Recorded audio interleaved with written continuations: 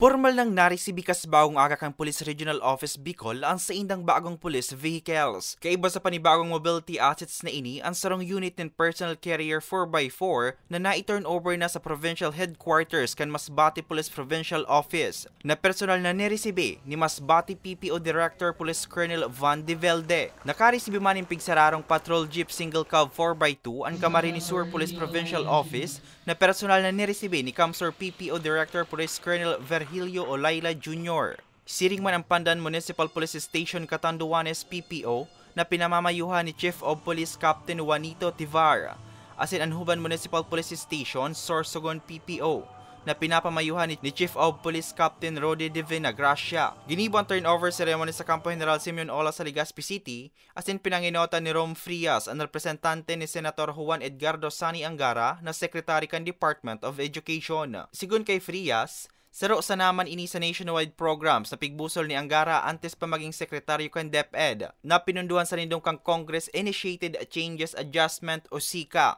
para sa fiscal year 2022 as in 2023 bilang pagtaong suporta sa kapulisan na nagmamantinar kang pasiorden asin seguridad kan publiko. On behalf of Secretary Angara, masayang-masaya kami ngayon, no? Dahil nakapag-turnover na naman kami ng batch 2 ng mga PNP vehicles na sigurado ako makakatulong sa pag-mobilize at makakatulong sa pagsiservisyo ng ating kapulisan. Malayo na yung narating ng ating kapulisan, kaya mas maganda, mas marami pa tayong tulong na may abot para mas lalo pa natin maproteksyonan ng ating mga kababayan.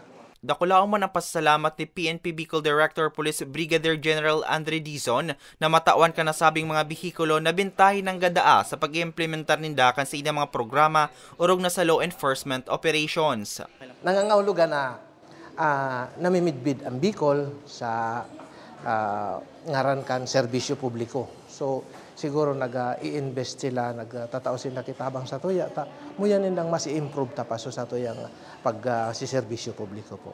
Mientras tanto, magkakaigumanin bagong patrol vehicles ang kapulisan sa Region 8, 10 as in 12 na nakatalaan managibuhon sa mga masunod na aldaw. Para sa mga baretang tatak Bicol, Hercules Barbacena.